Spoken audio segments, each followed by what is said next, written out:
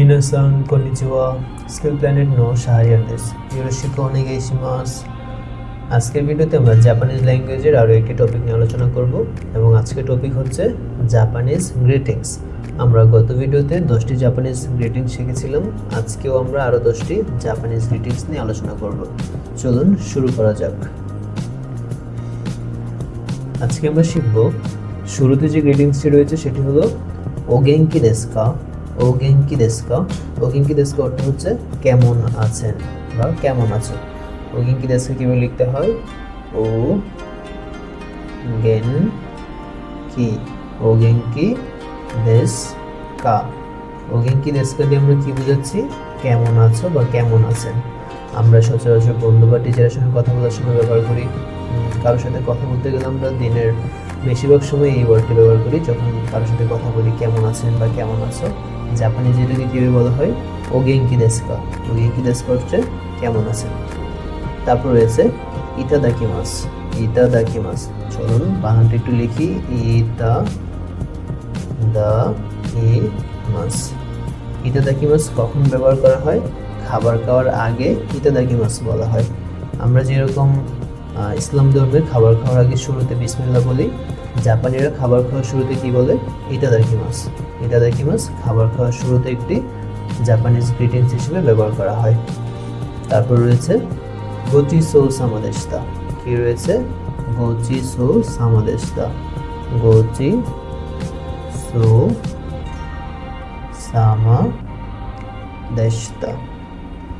গোচিসো সামাদেশিতা, এটা বলা হয় খাবারের জন্য ধন্যবাদ। খাবার খাওয়ার পরে, আমরা একটু আগে পড়েছি খাবার খাওয়ার শুরুতে বলতে হয় ইতাদাকিমাস, আর এখন শিখছি খাবার খাওয়ার পরে বা খাবার শেষ হওয়ার পরে আমরা কি বলি?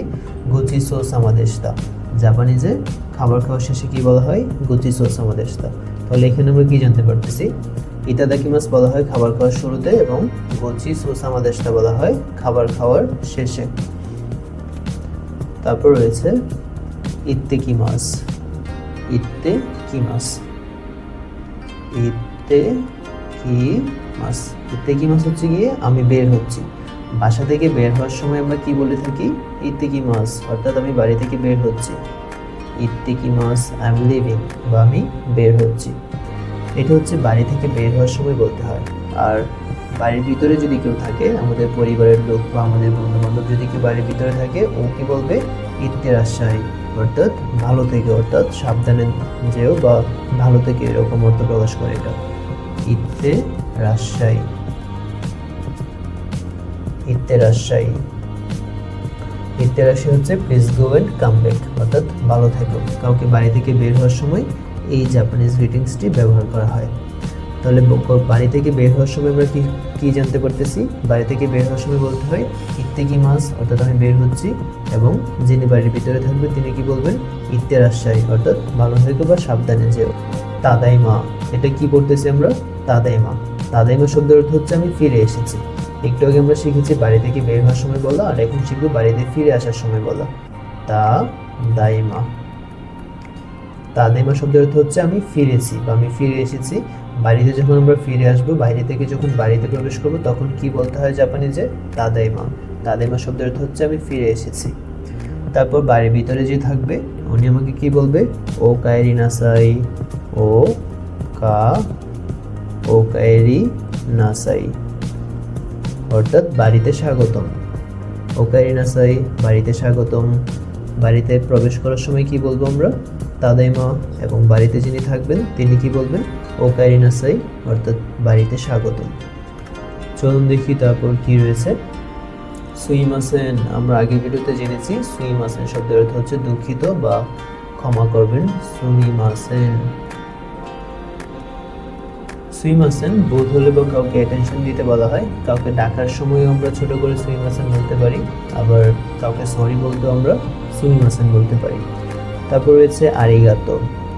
আরিগাতো, আমরা আগের ভিডিওতে জেনেছিলাম আরিগাতো গোজাইমাস শব্দের অর্থ হচ্ছে থ্যাংক ইউ।